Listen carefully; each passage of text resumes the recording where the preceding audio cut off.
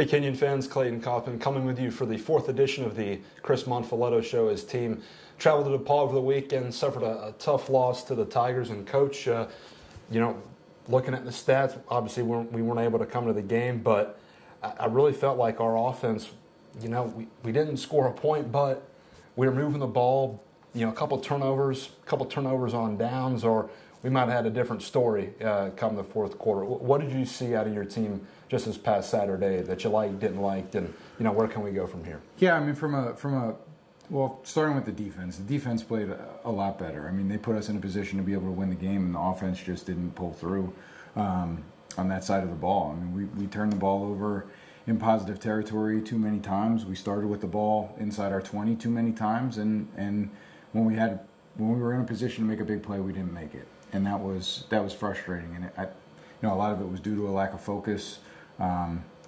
from a number of different angles. But it's all easily correctable things, and they provide opportunities for us to get better. 3 weeks ago we talked about getting our ground game going, and the last 2 weeks we've gone over 100 yards each time. We went for about $140 the other day against DePaul. What did you like about the running performance? Blake Kelsey goes for 42 yards to lead our team. Yeah, but I mean, Blake's been carrying the ball really well, and between Blake and BJ and Casey sprinkled in there, we have three what we feel like pretty good backs. The offensive line is still really young, and they're starting to gel, and I think that individually, you're seeing some pretty good performances, and if we could put it together collectively, we might have a good game on the ground here and something sustainable. We ran the ball a little bit more last week than we have in the past too, so that helped as well. You talk about gelling on the offensive line, and that's just not. You don't just find 5 guys, throw them on there.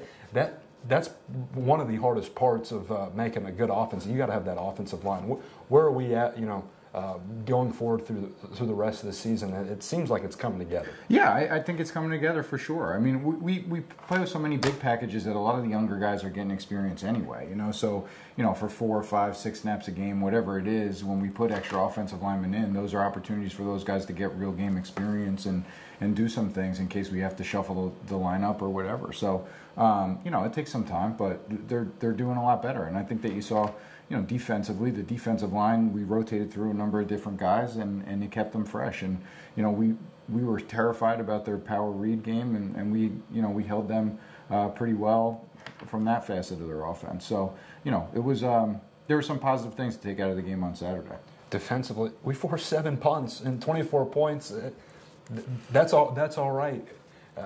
These guys have from week 1 to now, we're seeing the improvement. And again, 7 punts you forced DePaul. What on the defensive side?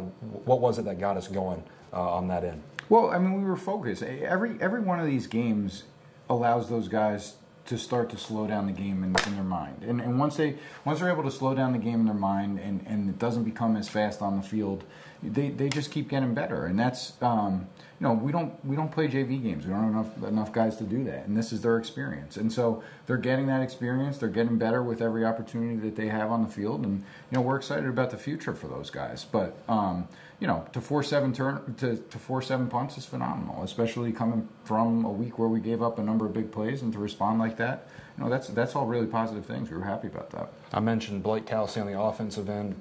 Brandon Byrd, we're going to be calling his name down the road because he seems to have been getting better each and every week, and he gets 12 tackles on Saturday, 10 of those solo. And I don't want to, specifically point out one guy, but he seems to be someone out on the edge that is getting progressively better. Yeah, I mean, B-Bird, he's the man. He came in as a quarterback, and we moved him to D-back, and, he didn't say a word about it. He knew that was going to be his opportunity to play, and we put him at boundary corner, which is arguably the hardest position on the field to play, and as a freshman, he's doing really, really well. And so, I know he gets frustrated at times, but especially at the D-back position, you have to have a really short memory. Yep. And you got to put those things behind you and play the next play. And he's shown the ability to do that. And even on Saturday when he didn't make a play, he came out on the field goal block team, and he came really, really close to blocking a number of PATs. And that's a hugely positive thing for him.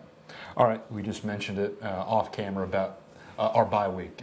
We've had some injuries in the first month of the regular season, and is this bye week coming at the right time?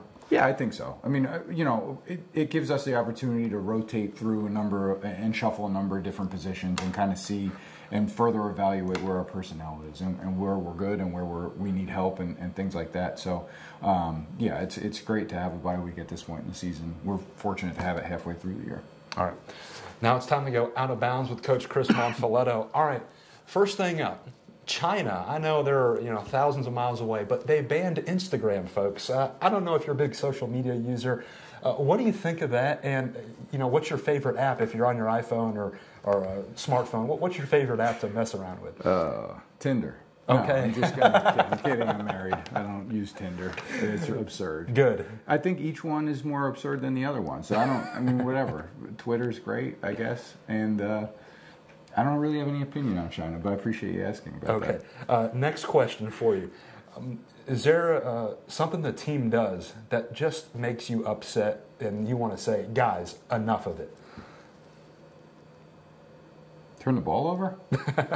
I mean, no, I love the guy. I mean, I love those guys. They're doing better every week, and no, there's nothing that they do that really makes me overly upset besides turn the ball over.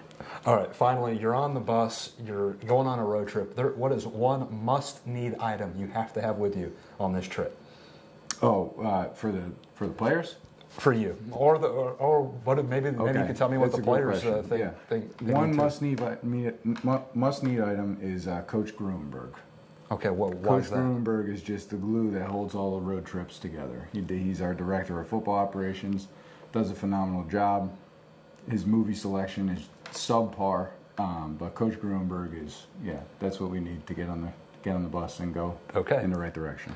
Coach, I want to thank you for your time. Always a pleasure, and have a good bye week, and we'll see you in a couple weeks. Thanks a lot. That was head football coach Chris Monfiletto, another installment of the Chris Monfiletto Show. We'll be back in a week, and we'll preview the next week's opponent. For the head man, I'm Clayton Kaufman on the Kenyon Sports Connection.